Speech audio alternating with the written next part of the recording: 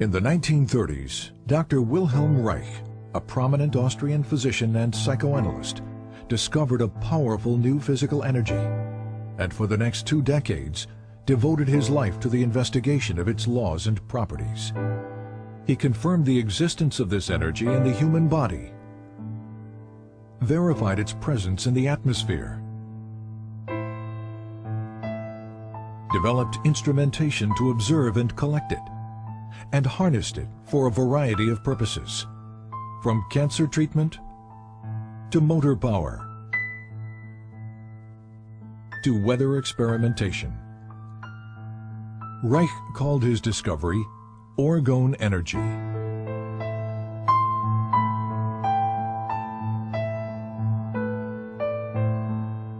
But tragically, it was a discovery that the world was not ready for.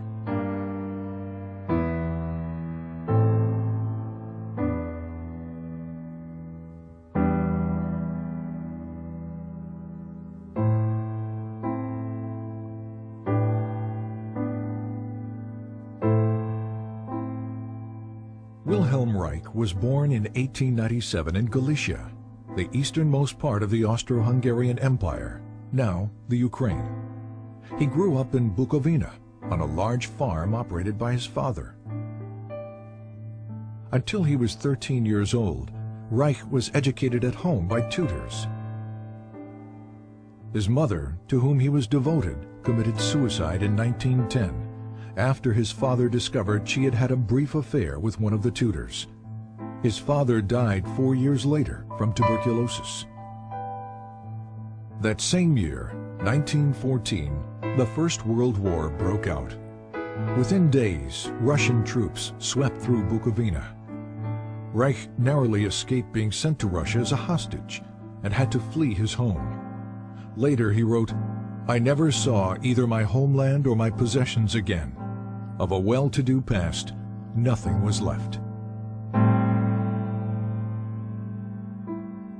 For the next 4 years, Reich served in the Austrian army, experiencing what he called the war as a machine. In 1918, the war finally ended. Germany and Austria were defeated. The Austro-Hungarian Empire was broken up, and Bukovina became a part of Romania. Alone, homeless, and intellectually starved after 4 years of war, Reich entered the medical school at the University of Vienna.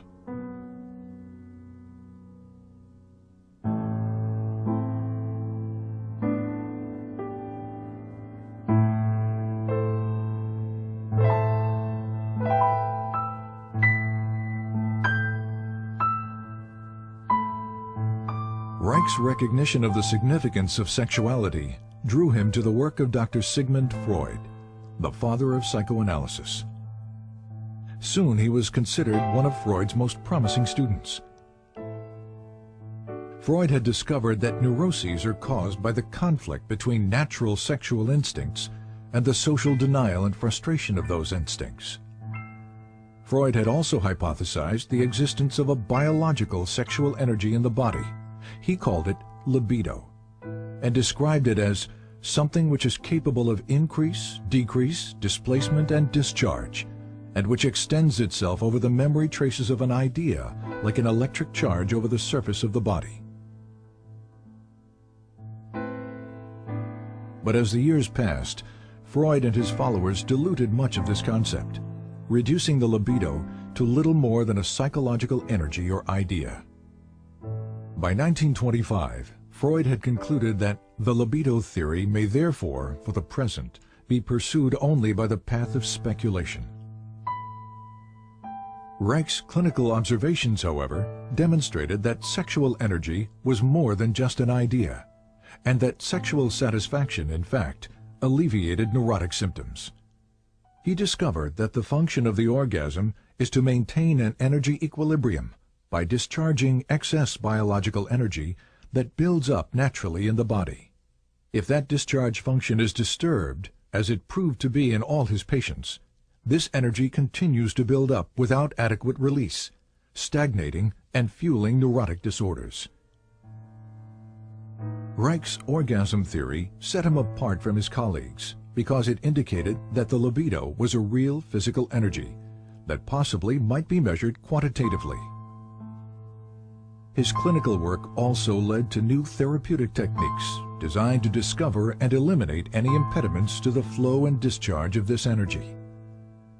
But the widespread existence of human misery forced Reich to conclude that the solution to the problem of neuroses was not treatment, it was prevention.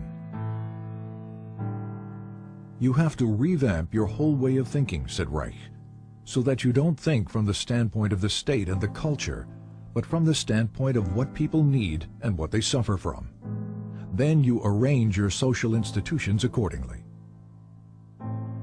Freud, on the other hand, maintained that culture takes precedence, that sexual instincts must be adapted to the existing social structure. These conflicting positions led to an eventual break between Reich and Freud. In Vienna and later in Berlin, Reich devoted much of his time and money educating working-class people about the essential role of sexuality in their lives. I had 6 clinics in Vienna, said Reich, where people came and received advice once or twice a week. To provide medical and educational help was its purpose. To reach the greatest number of people, he worked within the socialist and communist parties to promote sex education, birth control, divorce rights, and better housing. Reich recalled that in Berlin there were about 50,000 people in my organization in the first year. Reich was also very outspoken about Germany's turbulent political climate. Unlike most members of the Berlin Psychoanalytic Association, Reich openly opposed the rise of the Nazi Party.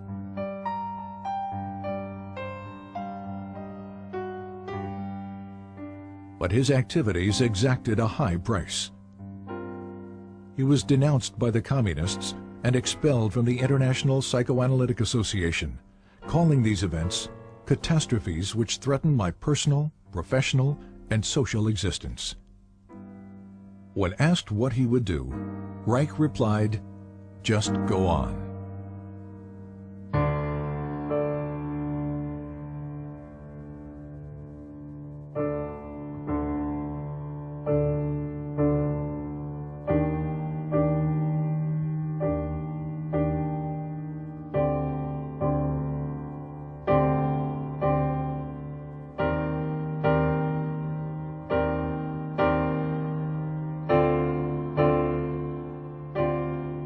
University of Oslo, 1935.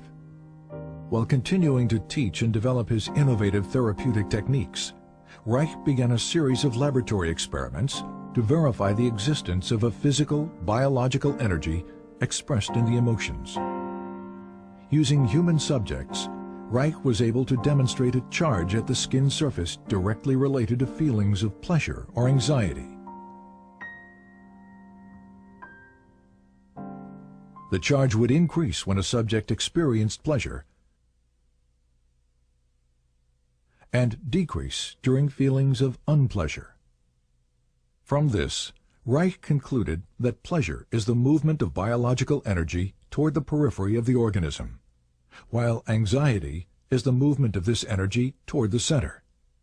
He assumed this energy to be electrical. But was it? And did similar energy processes exist in more basic life forms? Reich discovered that under certain conditions, sterilized and unsterilized substances, such as grass, blood, sand, charcoal, and foodstuffs, disintegrate into pulsating vesicles that exhibit a bluish color. He called these vesicles bions.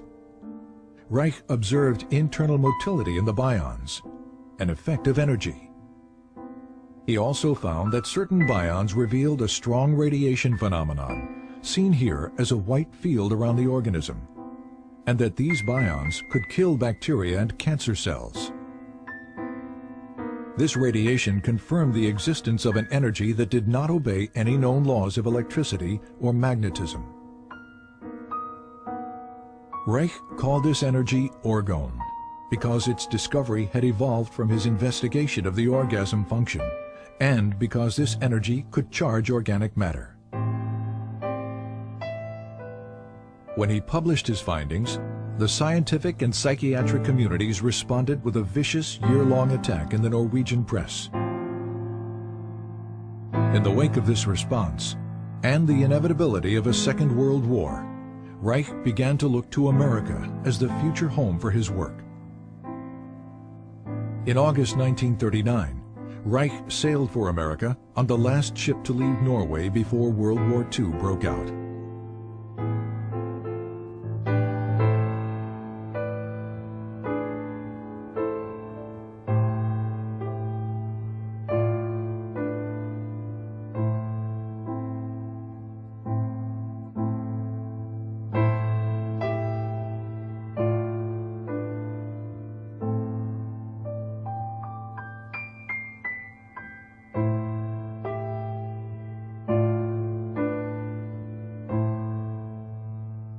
Reich settled in the Forest Hill section of New York City. He taught at the New School for Social Research in Manhattan.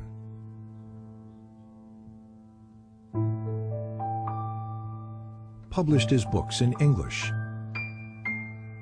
Trained American physicians in his therapeutic techniques. And pursued his investigations of orgone energy.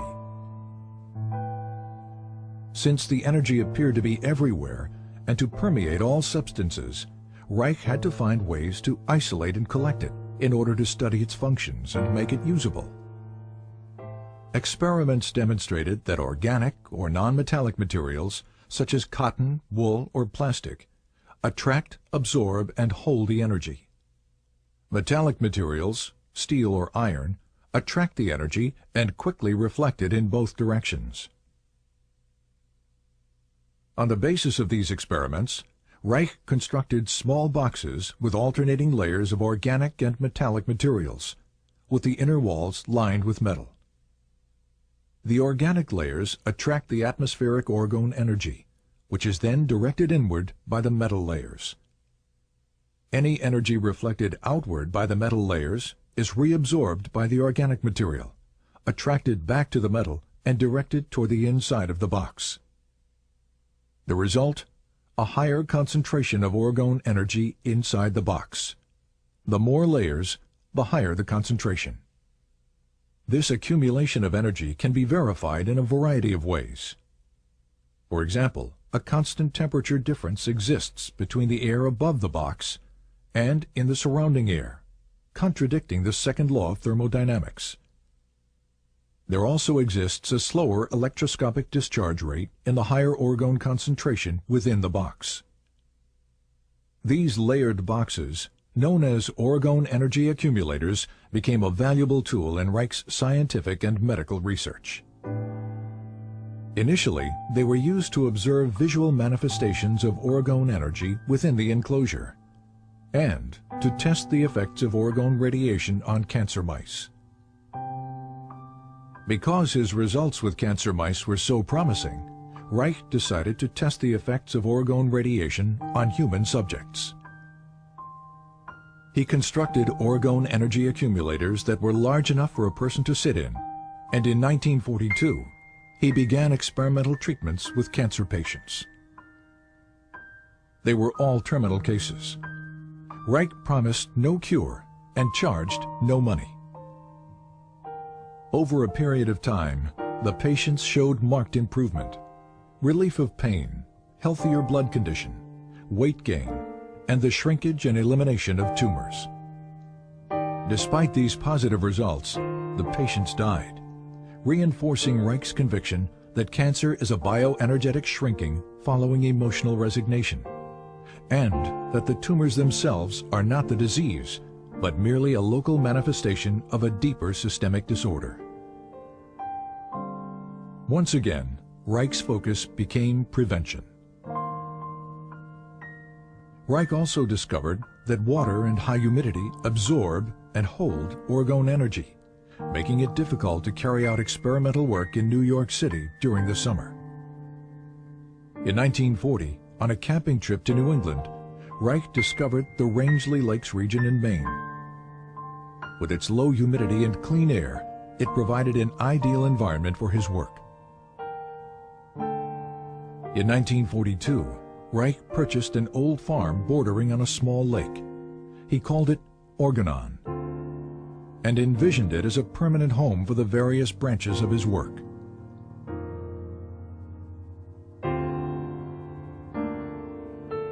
In 1945, a student's laboratory was built.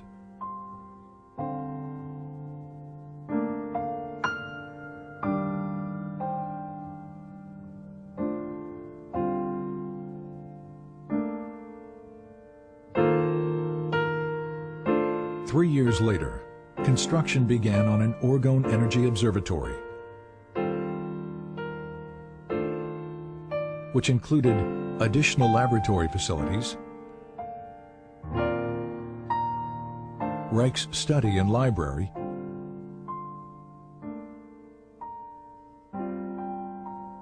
and outdoor observation decks. Funding for these buildings and for Reich's research came exclusively from his own income as a physician and teacher, and from loans and contributions by students. By 1947, after less than 8 years in America, Reich's work was attracting considerable interest as Orgone research expanded into new areas of psychiatry, medicine, and biophysics. One of Reich's most significant new developments was the discovery of a motor force in Orgone energy that had enormous practical implications. Here, Reich demonstrates a small motor being propelled by Orgone energy from the body. And here, motor power is provided by Orgone energy harnessed from the atmosphere.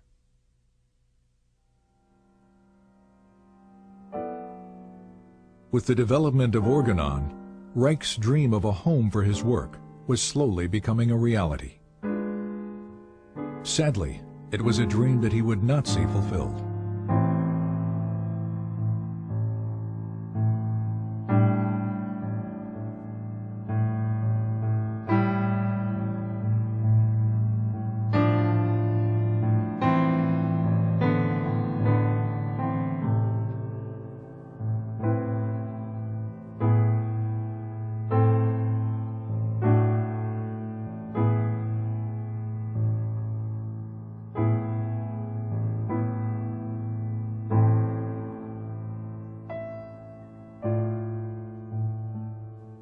In 1947, this article written by freelance journalist Mildred Brady appeared in New Republic magazine.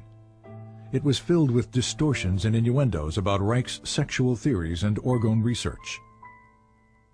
Brady's most inflammatory claim was that Reich was building accumulators of Orgone energy which are rented out to patients who presumably derive orgastic potency from it. Implying that Reich was a danger to the public, Brady challenged the medical authorities to take action against him. 2 months later, the article was brought to the attention of the Federal Food and Drug Administration.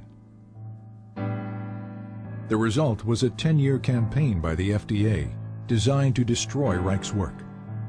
The FDA focused on the Orgone energy accumulator, which Reich and other physicians were using experimentally with patients.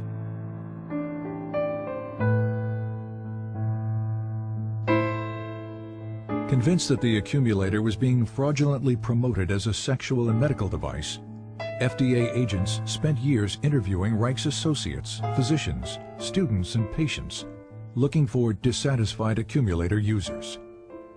None were ever found. As the FDA attack continued, so did Reich's work. He continued to develop new ways to visualize, measure, and harness Orgone energy from the atmosphere. The Cloudbuster, for example, was an experimental instrument that could affect weather patterns by altering concentrations of Orgone energy in the atmosphere. A set of hollow metal pipes and cables inserted into water creates a stronger Orgone energy system than that in the surrounding atmosphere.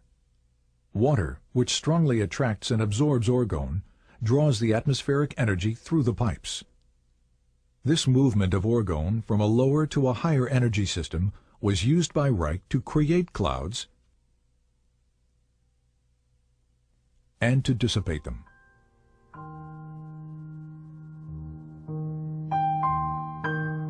In 1953, during a long drought that threatened the Maine blueberry crop, several farmers offered to pay Reich if he could bring rain to the parched region. The Weather Bureau had forecast no rain for several days when Reich began his cloud-busting operations. 10 hours later, a light rain began to fall. Over the next few days, close to 2 inches fell. The blueberry crop was saved.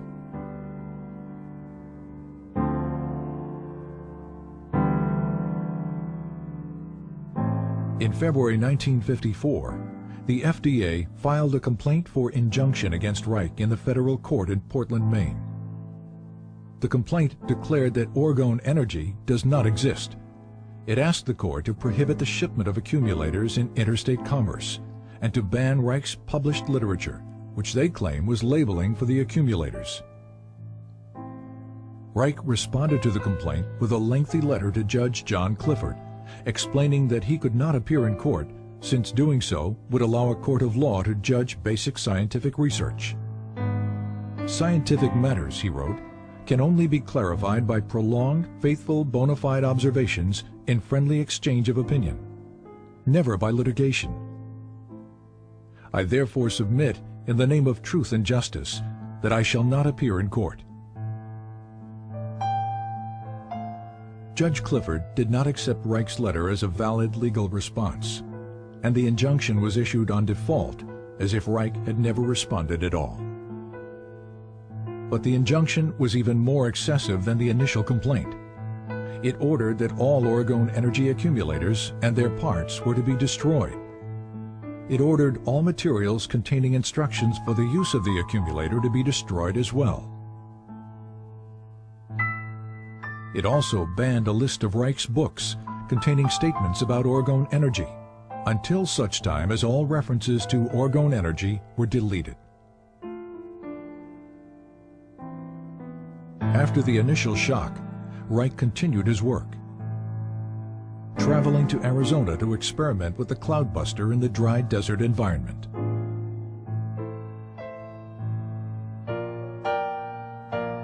While he was there, and without his knowledge, one of Reich's students, Dr. Michael Silvert, moved a truckload of accumulators and books from Rangeley, Maine to New York City, a direct violation of the injunction. As a result, the FDA charged Reich and Silvert with criminal contempt of court. In 1956, both men were found guilty. Reich was sentenced to 2 years in a federal prison. While Reich appealed his sentence, the government carried out the destruction of accumulators and literature. In New York City, several tons of Reich's books and other publications were burned in one of the city's garbage incinerators, including titles that were only to have been banned. This destruction of literature constitutes one of the most heinous acts of censorship in United States history.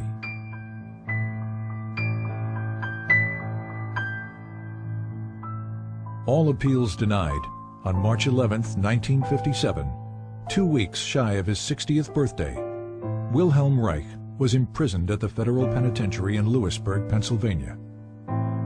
He died there of heart failure 8 months later, on November 3, 1957, and was buried at Orgonon.